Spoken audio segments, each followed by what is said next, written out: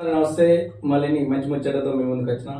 ఒకరోజు నేను బస్ స్టాండ్లో ఊరికి పోదాం కూర్చున్నా. నాకంటే పెద్ద ఆయన, పెద్దవాళ్ళు అనే అక్కడికి వచ్చి కూర్చొని నేను అడుగుతాను, ఎటు పోతాను, ఏం చెప్తాను అని.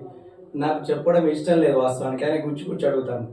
ఆయనకి ఏం చెప్పినా అంటే, నీ వయసు అయిపోయింది, ఇది విశ్రాంతి తీసుకునే సమయం, నేను ఎటు పోతేంది, ఏం చెప్తే నీకేందుకు, విశ్రాంతి తీసుకునే సమయంలో అచ్చరాన్ని ముచ్చట్లు పడుకో, ప్రశాంతంగా ఉండు, వేచనం కానీ ముచ్చట్లు చెప్తాను అని చెప్పిన. అది అయిపోయిన తర్వాత నా ఏజ్ తమ వయసు కూడా అడిగాడు, సేమ్ ఏజ్ వరకు.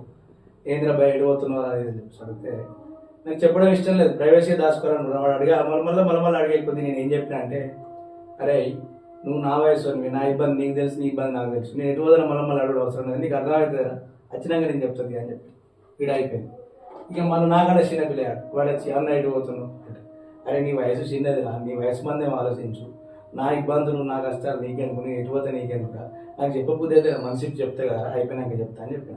ఇప్పుడు ఓవరాల్ నీకు చెప్పేది ఏంటంటే, ఎదుటి వ్యక్తికి ఇష్టం లేనప్పుడు, వాళ్ళు చెప్పదలుచుకోలేనప్పుడు వాళ్ళని గుచ్చి అడిగి వాళ్ళకి పిచ్చెక్కిచ్చే ప్రయత్నం చేయకూడదు. నేను అయితే ఇండైరెక్ట్గా మీకు చెప్తాను, నాకు చెప్పబుద్ధి అయితే మీకు చెప్తాను. నాకంటే పెద్దవాళ్ళకి ఇట్లనే చెప్తాను సార్, నా సమావేశాలకు అట్లా చెప్తాను, నాకంటే చిన్న వాళ్ళకి చెప్తాను. కాబట్టి ఎదుటి వాళ్ళ ప్రైవసీ భంగం కలగకుండా ఉంచండి. వాళ్ళకి చెప్పాలనిపిస్తే చెప్తాను. థ్యాంక్ యూ ఫ్రెండ్స్, ఉంటాను.